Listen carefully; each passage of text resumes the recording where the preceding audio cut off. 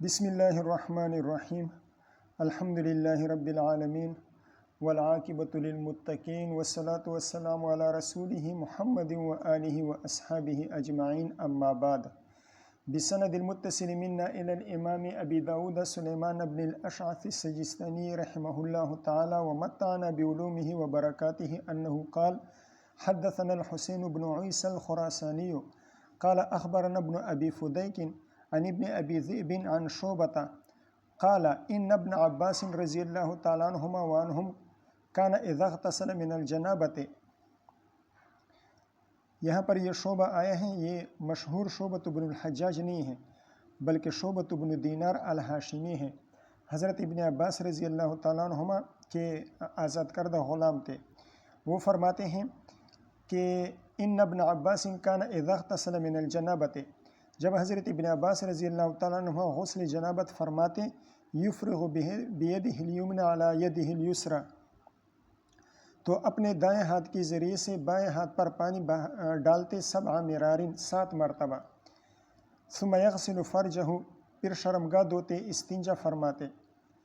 یہاں پر ہیں دائیں ہاتھ کے ذریعے سے بائیں ہاتھ پر پانی ڈالتے 7 مرتبہ. تو ہو سکتا ہے 7 مرتبہ دھونے کا یہ حکم ابتدائی اسلام میں ہو اور پھر یہ حکم منسوخ ہو گیا ہو، اور ابن عباس رضی اللہ تعالیٰ عنہما نسخ کے قائل نہ ہو.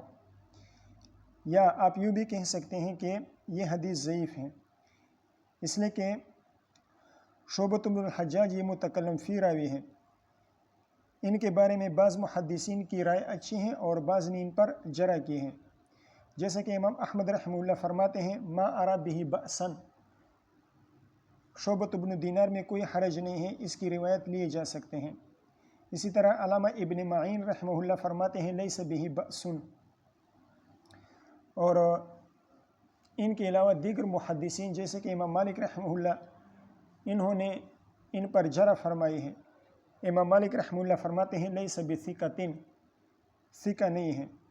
علامہ جوزجانی اور امام نسائی رحمہم اللہ وہ ان کے بارے میں فرماتے ہیں لیس بقوی. علامہ ابن سعد رحمہ اللہ فرماتے ہیں لا یحتج به، اور ابو زرع رحمہ اللہ نے انہیں ضعیف قرار دیا ہے. علامہ ابن حبان رحمہ اللہ فرماتے ہیں کہ شعبۃ بن دینار وہ ابن عباس رضی اللہ تعالیٰ عنہما سے ایسی روایتیں نقل کرتے ہیں جن کی کوئی اصل موجود نہیں ہوتی. تو اس بنا پر کہ شعبۃ بن دینار پر اس قسم کی جرح ہو گئی ہے تو یہ حدیث قابل استدلال نہیں ہے. ثم یغسل فرجہ، پھر حضور صلی اللہ علیہ وسلم اپنی شرمگاہ دھوتے یعنی استنجا کرتے. حضرت شعبۃ بن دینار فرماتے ہیں فنسی مرتن کم افرغ، فنسی مرتن کم افرغ، ایک مرتبہ وہ بھول گئے کہ میں نے کتنی مرتبہ ہاتھوں پر پانی بہایا. نسی عدد افراغ الماء،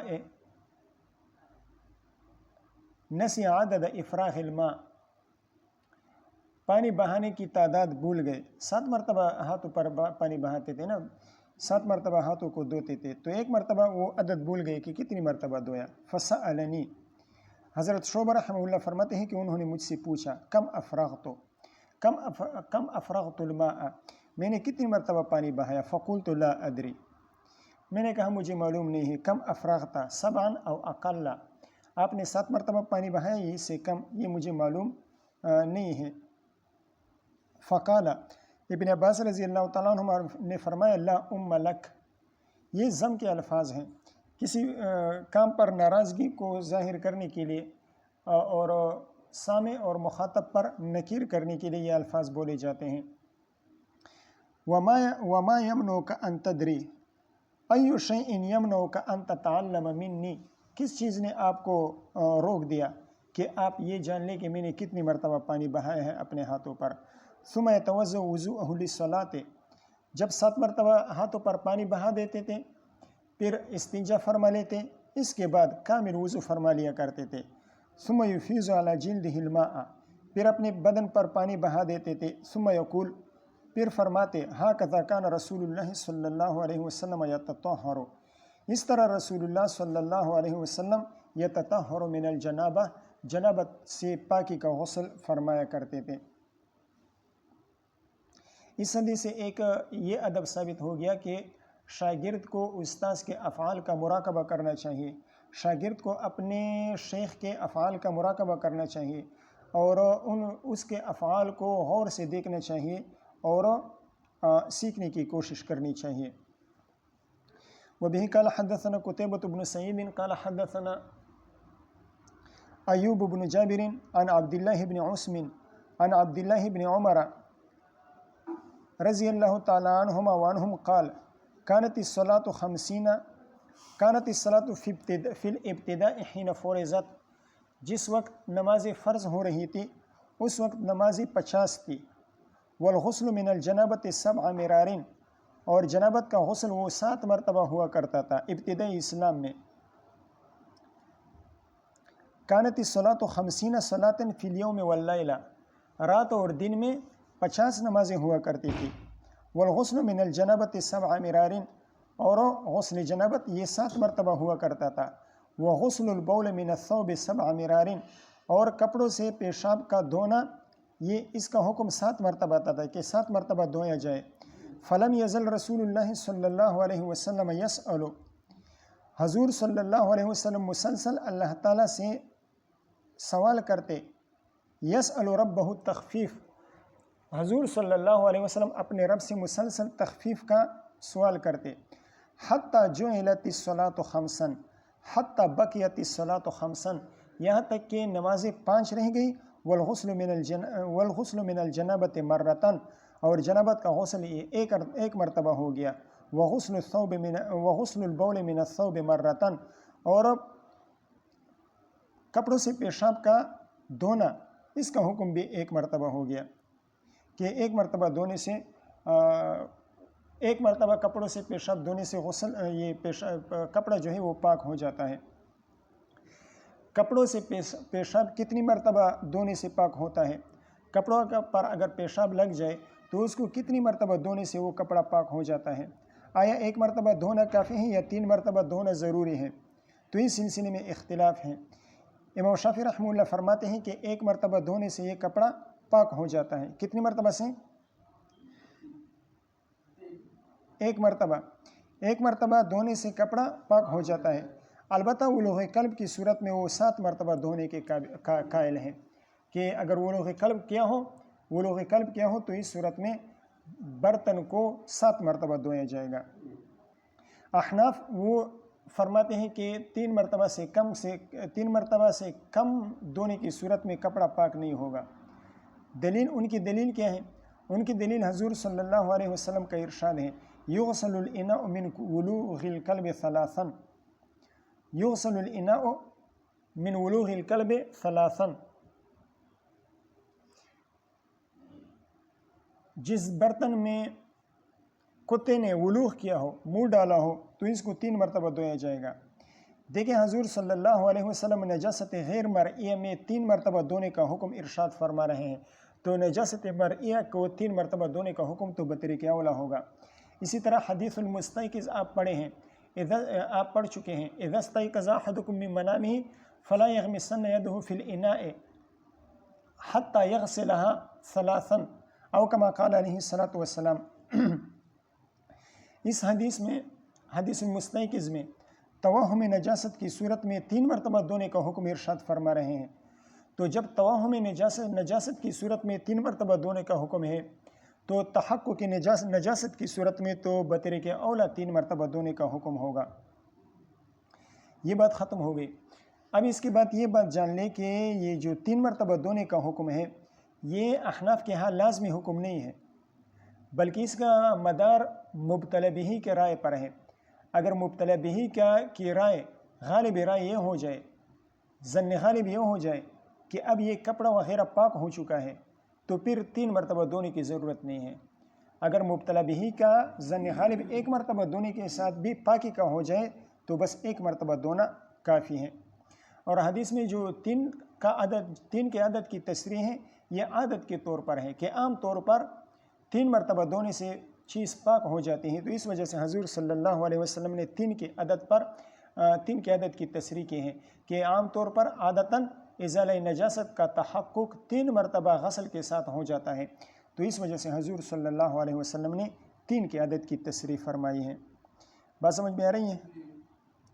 وبه قال حدثنا نصر بن علي قال حدثنا الحارث بن وجيه قال حدثنا مالك بن دينار عن محمد بن سيرين عن أبي هريرة رضي الله تعالى عنه وعنهم قال قال رسول الله صلى الله عليه وسلم إن تحت كل شعرة جنابة ان تحت كل شعرة جنابة، بے شک ہر بال کے نیچے جنابت ہوتی ہے۔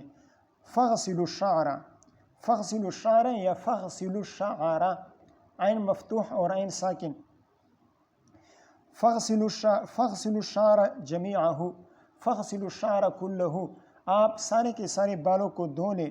وانقوا البشر، وانقوا البشر انقا سے ہیں، وانقوا البشر، اور بشر یہ ظاہر الجلد کو کہا جاتا ہے۔ وانقوا البشر یعنی نظف البشر من الوسخ، آپ کس کو؟ جلد کو، کھال کو آپ صاف کر لیں اوساخ و ادران وغیرہ سے۔ ان تحت کل شعرۃ جنابۃ، اس سے علماء کرام نے مزمزہ اور استنشاق کے غسل جنابت میں مزمزہ اور استنشاق کی فرضیت سے استدلال کیا ہے، اس لیے کہ فرماتے ہیں ان تحت کل شعرۃ جنابۃ، ہر بال کے نیچے جنابت ہوتی ہے۔ تو ناک میں بال ہوتے ہیں، ناک میں جب بال ہوتے ہیں تو وہاں بھی نجاست ہوگی، لہذا استنشاق یہ ضروری ہو جائے گا۔ اور انقوا البشر، انقوا البشر اس سے مزمزہ کی وجوب پر استدلال کیا ہے کہ مزمزہ واجب اور فرض ہیں۔ کس طرح؟ بشر ظاہری جلد کو کہا جاتا ہے، اور باطن فم اس کا حکم ظاہر بدن کی طرح ہے۔ جیسا کہ روزے کی حالت میں آپ منہ میں پانی ڈالتے ہیں تو آپ کی وضو پر کوئی فرق، آپ کی روزے پر کوئی فرق نہیں پڑتا، تو اس سے معلوم ہوا کہ باطن فم یہ اس کا حکم ظاہر بدن کی طرح ہے، لہٰذا انقوا البشر اس سے مزمزے کی وجوب پر استدلال ہو سکتا ہے، اور ان تحت کل شعرۃ جنابۃ اس سے استنشاق کی فرضیت پر استدلال ہو سکتا ہے۔ قال ابو داؤد، یہ فرماتے ہیں نا وانقوا البشر، تو اس سے معلوم ہوا کہ اگر بدن پر میل کچیل ہو یا میل کچیل جمع ہو گئے ہوں یا بدن پر مٹی لگ کر خشک ہو گئی ہو اور وہ وصول الماء سے مانع ہو، تو اس صورت میں غسل ادا نہیں ہوگا جب تک اس مٹی اور میل کچیل کو دور نہ کیا ہو۔ اسی طرح ہاتھوں پر ایلفی لگ گئی ہو، یہ بدن پر کال پر ایلفی لگی ہوئی ہو، یا اللہ آپ کا بھلا کرے کیا ہوا ہو، آٹا خشک ہو گیا ہو، آٹا جم گیا ہو کال پر، یا یہ نیل کلر جو ہوتا ہے، یہ نیل پالش لگا ہوا ہو، اور نیل پالش اس قسم کا نیل پالش ہو کہ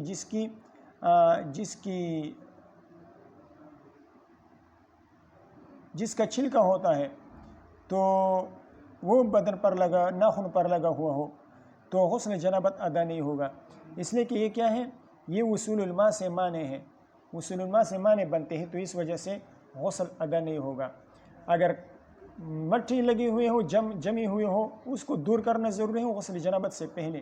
اسی طرح ایلفی وغیرہ اس کو دور کرنا ضروری ہے، اور نیل پالش اگر ایسا ہو کہ جس کا چھلکا ہو تو پھر اس کو دور کرنا ضروری ہوگا، ورنہ غسل جنابت ادا نہیں ہوگا۔ بات سمجھ میں آ گئی؟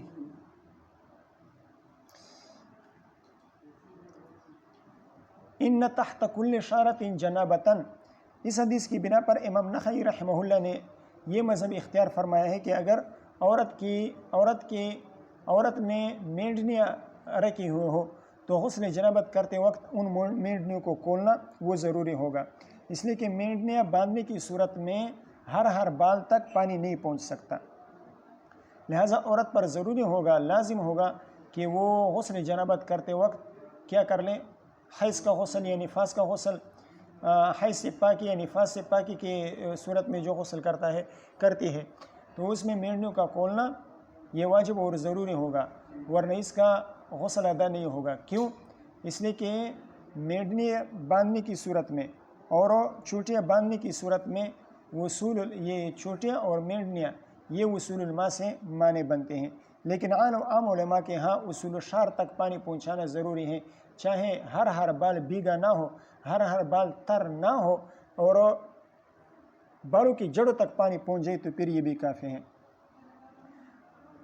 احناف کے ہاں مرد اور عورت کی مینڈنیوں میں کچھ فرق ہے۔ عورت کی اگر چوٹیاں باندھی ہوئی ہوں تو پھر اس کا کھولنا ضروری نہیں ہوگا، مسترسل چوٹیاں ہوں نیچے لٹکی ہوئی ہوں تو پھر کھولنا ضروری نہیں ہوگا، البتہ بالوں کی جڑوں تک پانی پہنچانا عورت کے لیے یہ ضروری ہوگا۔ بات سمجھ میں آ گئی؟ اس لیے کہ مسلم شریف میں ایک روایت آتی ہے، حضرت ام سلمہ رضی اللہ تعالیٰ فرماتی ہیں کہ میں نے حضور صلی اللہ علیہ وسلم سے عرض کیا، یا رسول اللہ انی امرأۃ اشد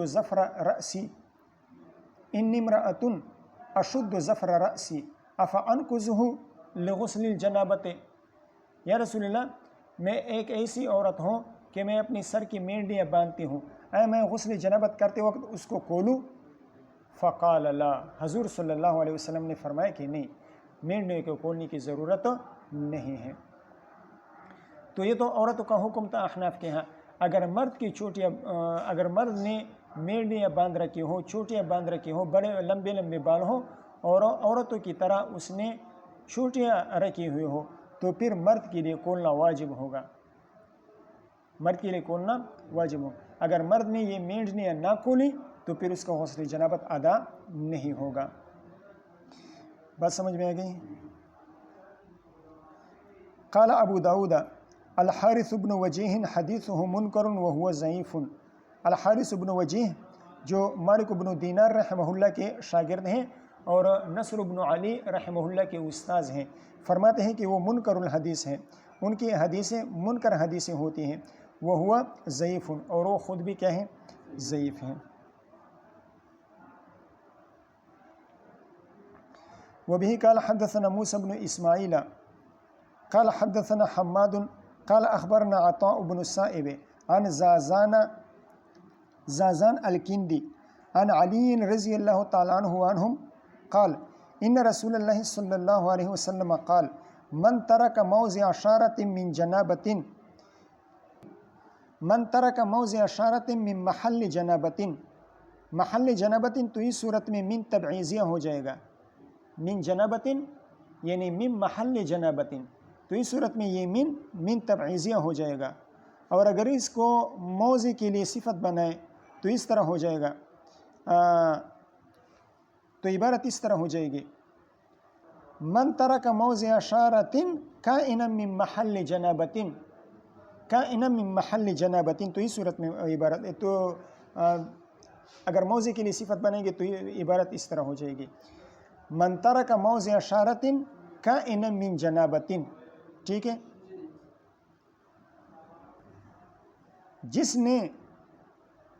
جس نے ایک بال برابر جگہ چھوڑ دی جنابت کے محل میں سے، جنابت میں جو محل دھونا ضروری ہوتا ہے، اگر اس میں ایک بال برابر جگہ بھی چھوڑ دی تو برابر جگہ بھی چھوڑ دی، لم یغسلہا، یہ لم یغسلہا یہ موضع کی صفت ہے، اب موضع تو مذکر ہے، یغسلہا ہا ضمیر یہ تو مؤنث ہے، تو مؤنث کی ضمیر مضاف الیہ کے اعتبار سے لائی گئی ہے، موضع شارۃ موضع مضاف شارۃ مضاف الیہ، تو اس شارۃ کے اعتبار سے لم یغسلہا میں ہا ضمیر مؤنث لائی گئی ہے۔ یا دوسرے احتمال اس میں یہ ہے کہ لم یغسلہا یہ مؤنث کی ضمیر یہ مضاف الیہ کی طرف راجع ہے، جیسا کہ قرآن مجید میں ہے او لحم خنزیر فإنه رجس او فسقا اہل لغیر اللہ، او لحم خنزیر، لحم مضاف خنزیر مضاف الیہ، فإنه میں یہ ہا ضمیر خنزیر کی طرف مضاف الیہ کی طرف راجع ہے۔ اسی طرح یہ قرآن مجید میں ایک اور آیت ہے، کس طرح آیت ہے؟ عذاب النار التی کنتم بہا تکذبون، یہ آیت کس طرح ہے؟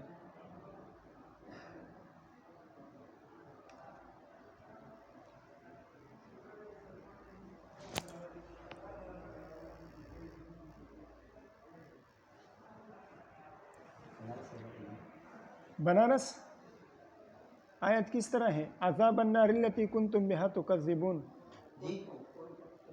کنتم بہا تکذبون.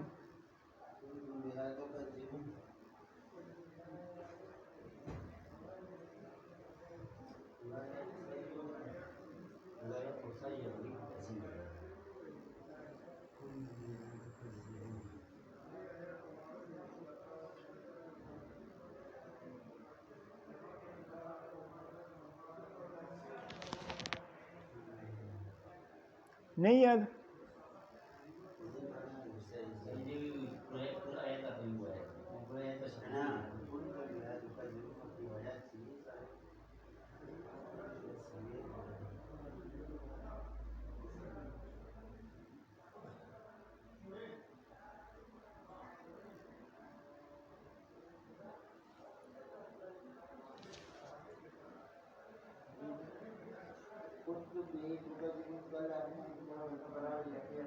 بس ٹھیک ہے، یاد آ گیا.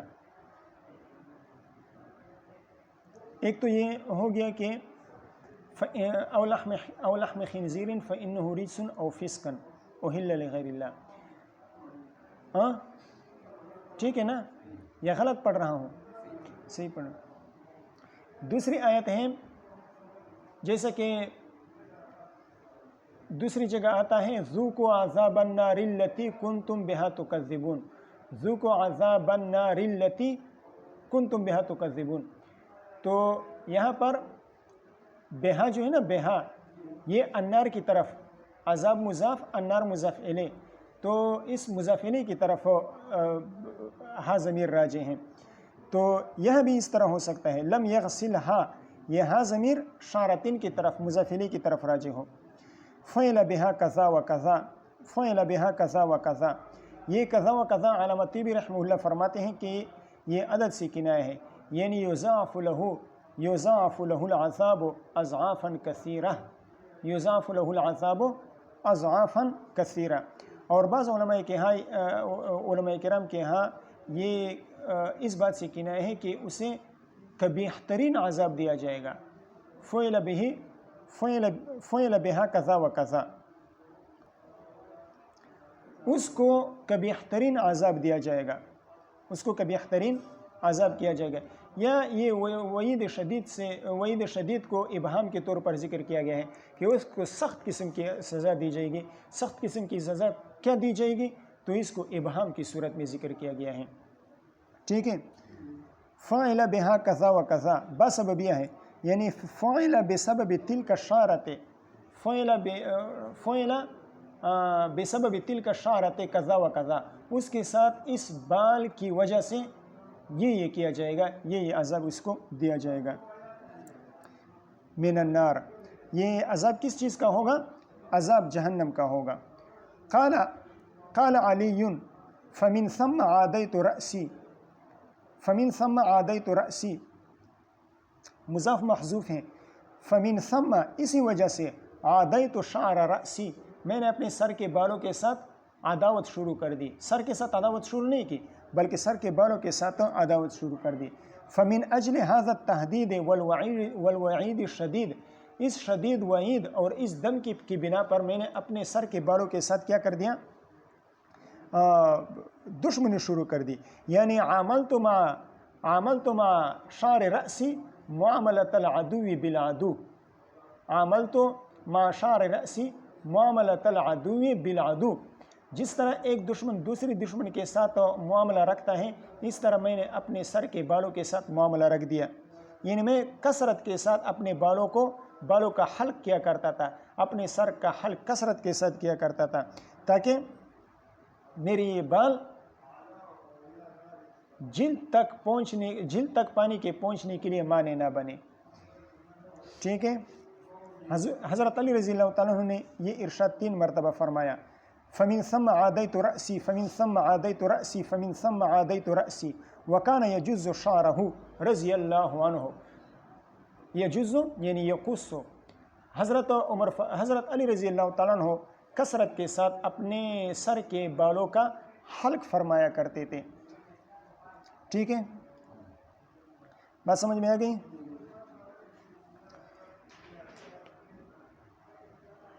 اس حدیث کی بنا پر علامہ طیبی رحمہ اللہ 2 وجوہات کی بنا پر حلق رأس کی سنیت پر استدلال کرتے ہیں.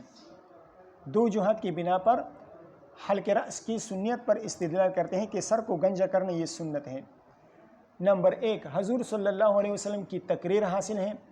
حضرت علی رضی اللہ تعالیٰ عنہ کے فعل پر کثرت کے ساتھ حلق الرأس کے پر تقریر حاصل ہے حضور صلی اللہ علیہ وسلم کی طرف سے.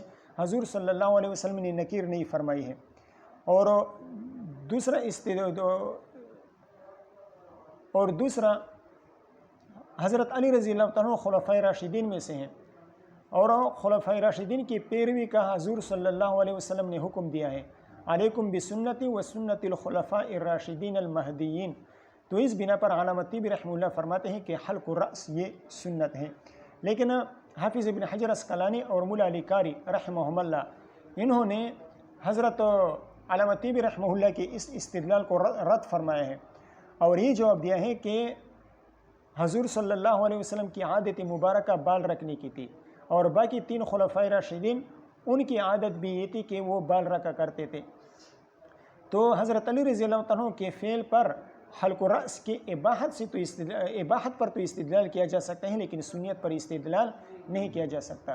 ہاں البتہ آپ سنیت علی، یہ حلق الرأس یہ حضرت علی رضی اللہ عنہ کی سنت تھی، اس طرح تو کہہ سکتے ہیں، لیکن حضور صلی اللہ علیہ وسلم کی سنت اور سارے خلفائے راشدین کی سنت اس کو قرار نہیں دے سکتے.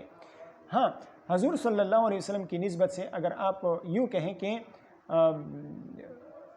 حلق الرأس یہ مباح ہے تو پھر ہو سکتا ہے. ٹھیک ہے، حضرت علی رضی اللہ عنہ کی اس فعل سے اباحت پر تو استدلال کیا جا سکتا ہے کہ حلق الرأس مباح ہے، لیکن سنیت پر استدلال نہیں کیا جا سکتا. اب آخری مسئلہ، لمبے بال رکھنے افضل ہیں یا سر کو منڈوانا افضل ہے؟ تو جمہور کے ہاں لمبے بال رکھنے یہ افضل ہیں. ٹھیک ہے، لمبے بال رکھنے کیا ہے؟ افضل ہے. امام احمد رحمہ اللہ کے اس سلسلے میں 2 قول ہیں، 2 روایات ہیں. ایک روایت کے مطابق حضرت امام احمد رحمہ اللہ فرماتے ہیں کہ سر منڈوانا حلق الرأس یہ مکروہ ہے، اس لیے کہ حضور صلی اللہ علیہ وسلم نے خوارج کے علامات بیان فرمائے. تو خوارج کے علامات میں سے ایک علامت یہ بھی فرمائی کہ وہ حلق کریں گے. سیماہم التحلیق، ان کی علامت اور ان کی نشانی سر منڈوانا ہوگا. تو اس حدیث کی بنا پر وہ فرماتے ہیں امام احمد رحمہ اللہ کہ سر کا منڈوانا یہ کیا ہے؟ بدعت ہے. دوسری وہ فرماتے ہیں کہ حضرت عمر رضی اللہ تعالیٰ عنہ نے حضرت زبیر رضی اللہ تعالیٰ عنہ سے فرمایا کہ لو وجدتک محلوقا لضربت الذی فیہ عیناک بالسیف، اگر میں نے آپ کو محلوق حالت میں دیکھا، اگر میں نے آپ کو پایا کہ آپ نے سر گنجا کیا ہوا ہے، تو میں آپ کی اس چیز کو ماروں گا میں آپ کی اس چیز کو تلوار سے ماروں گا جس میں آپ کی آنکھیں ہیں، یعنی میں آپ کے سر کو تلوار سے اڑاؤں گا. تو اس بنا پر حضرت امام احمد رحمہ اللہ فرماتے ہیں کہ سر کا منڈوانا کیا ہے؟ یہ مکروہ ہوگا.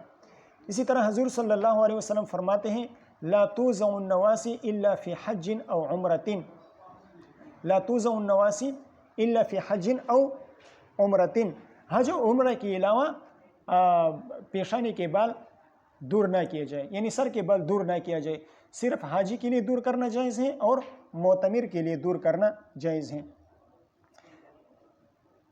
اسی طرح وہ فرماتے ہیں کہ حضرت ابن عباس رضی اللہ تعالیٰ عنہ سے ایک روایت ہے الذی یحلق الرأس فی المصر شیطان، الذی یحلق رأسہ، مل گیا؟ کہاں ہے؟ الذی یحلق رأسہ فی المصر شیطان، حدیث نہیں ملی، چلو حدیث دیکھ لو. اسی طرح امام احمد رحمہ اللہ فرماتے ہیں کہ حضرت ابن عباس رضی اللہ تعالیٰ عنہ نے فرمایا کہ الذی یحلق رأسہ فی المصر شیطان، جو آبادی کے اندر، جو شہر کے اندر سر کو منڈواتا ہے تو وہ کیا ہے؟ وہ شیطان ہے. وہ کیا ہے؟ شیطان ہے۔ تو ان احادیث کی بنا پر، ان دلائل کی بنا پر امام احمد رحمہ اللہ فرماتے ہیں کہ سر کا منڈوانا یہ مکروہ ہے۔ اور ان کا دوسرا قول اباحت کا ہے کہ سر کا منڈوانا کیا ہے؟ مباح ہے، مکروہ نہیں ہے، لیکن بہرحال بال رکھنا وہ افضل ہے، ٹھیک ہے۔ اس لیے کہ حضرت عمر فاروق رضی اللہ تعالیٰ عنہ فرماتے ہیں احلقہ کلہ او اترکہ کلہ، یا تو سارے کے سارے کو منڈوا دو یا سارے کے سارے کو رکھ دو، قضا نہ کرو، قضا نہ کرو، جیسے کہ آج کل رواج چل پڑا ہے کہ پیچھے سے بلیڈ سے صاف کر دیں، تو یہ قضا ہے، یہ حرام ہے۔ ہاں البتہ فوجی کٹ بنا سکتے ہیں، فوجی کٹ بنا سکتے ہیں، جیسے کہ امام داؤد نے بنائے ہیں۔ ہاں ماشاءاللہ، یہ ٹھیک ہے، صحیح ہے، بات سمجھ میں آ گئی۔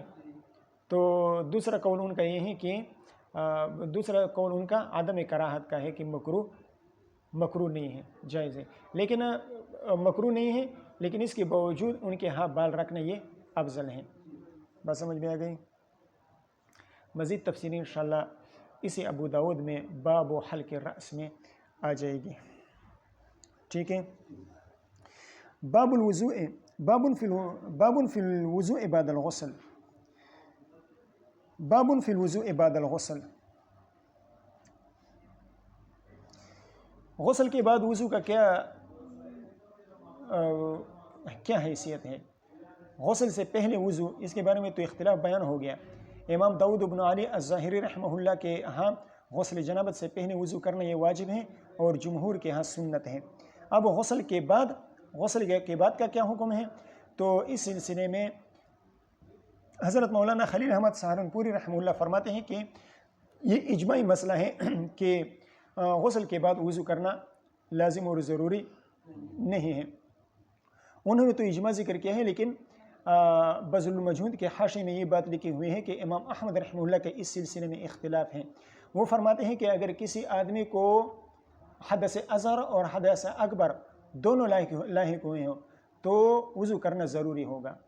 غسل سے پہلے وضو کر لیں، اگر غسل سے پہلے وضو نہ کیا تو پھر غسل کے بعد کر لیں، اور اگر نہ پہلے کیا نہ بعد میں کیا تو وضو کرنا، غسل کے بعد بھی وضو کرنا واجب ہوگا۔ البتہ اگر وضو نہ کریں اور غسل کرتے وقت غسل اور وضو دونوں کی نیت کر لے تب بھی یہ وضو ادا ہو جائے گا۔ غسل کے ساتھ وضو کی بھی نیت کر لے تو پھر کیا ہو جائے گا؟ وضو بھی ادا ہو جائے گا، پھر بعد میں وضو کرنے کی ضرورت نہیں ہے۔ کہ اختلاف کیا تفصیل بیان ہوئی؟ ان کے ہاں اگر حدث اکبر اور حدث اصغر دونوں لاحق ہوئے ہوں تو پھر وضو کرنا ضروری ہوگا، یا غسل سے پہلے، اگر غسل سے پہلے نہ کیا تو غسل کے بعد کر لیں، ٹھیک ہے۔ اگر نہ پہلے کیا نہ بعد میں کیا تو غسل کے بعد وضو کرنا لازم اور ضروری ہوگا۔ البتہ اگر غسل کرتے وقت غسل کے ساتھ ساتھ وضو کی بھی نیت کر لے تو پھر غسل کے ضمن میں وضو بھی ادا ہو جائے گا۔ لیکن دیگر جمہور فقہاء اور علماء کے نزدیک نہ غسل سے پہلے وضو لازم ہے اور نہ غسل کے بعد وضو لازم ہے۔ بات سمجھ میں آ گئی؟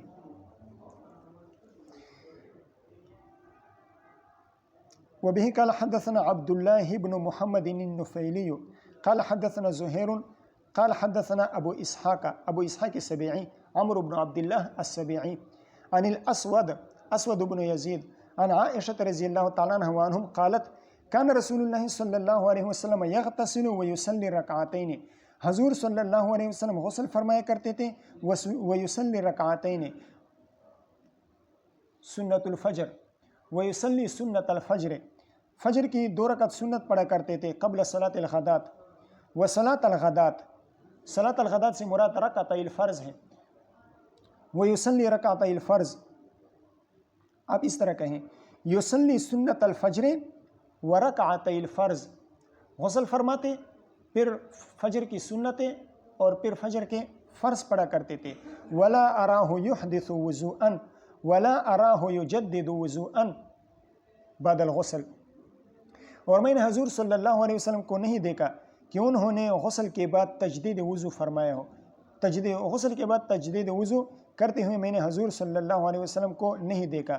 بل یکتفی بالوضوء الذی توضأ فی الغسل، بل یکتفی بالوضوء الذي توضأ بالغسل. الموجم الکبیر للطبرانی، یہ میں نے کیا عبارت پڑھی؟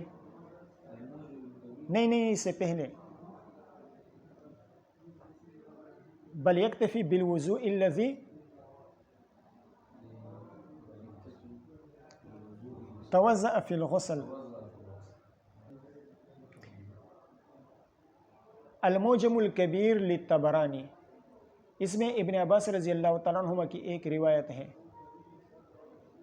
حضرت ابن عباس رضی اللہ تعالیٰ عنہ فرماتے ہیں کہ رسول اللہ صلی اللہ علیہ وسلم نے فرمایا من توضأ بعد الغسل فلیس منا، من توضأ بعد الغسل فلیس منا، جس نے غسل کے بعد وضو کر لیا تو وہ ہم میں سے نہیں ہے. تو اس بنا پر جمہور فرماتے ہیں کہ غسل کے بعد وضو نہیں کرنا چاہیے. ٹھیک ہے، آپ حضرات پہلے پڑھ چکے ہیں نا کہ وضو علی الوضو، اس بحث میں آپ پڑھ چکے ہیں. وضو علی الوضو کا باب نہیں تھا، یہ باب تھا کہ کسی آدمی کو حدث لاحق نہ ہوا ہو اور وہ وضو کر رہا ہو، تو وہاں پر آپ نے کیا پڑھا تھا کہ 10 نیکیاں ملتی ہیں. وہاں پر ہم نے یہ بات پڑھی تھی کہ پہلے وضو سے کوئی ایسی عبادت ادا کی ہو جو بغیر طہارت کے جائز نہ ہو. یہ بات ہم نے وہاں پر بیان کی تھی. اب جب آپ نے غسل کر لیا اور غسل کے بعد آپ وضو کرتے ہیں تو غسل کے ساتھ تو وضو ہو گیا، اب آپ نے کوئی عبادت ادا نہیں کی ہے اور آپ وضو کر رہے ہیں تو پھر یہ مکروہ ہوگا. تو اس وجہ سے جمہور فرماتے ہیں کہ غسل کے بعد وضو نہیں کرنا چاہیے. ہاں، غسل سے پہلے سنت ہے، لیکن غسل کے بعد، غسل کے ساتھ وضو ہو گیا، اب دوبارہ وضو کرتے ہیں تو یہ وضو علی الوضو ہو جائے گا، اور پہلے وضو سے آپ نے کوئی ایسی عبادت انجام نہیں دی جو بغیر طہارت کے جائز نہ ہو. تو اس وجہ سے علماء کرام فرماتے ہیں کہ سنت نہیں ہے بلکہ مکروہ ہے. من توضأ بعد الغسل فلیس منا. اب تیاری کرو. بالوضوء الذی یتوضأ فی الغسل.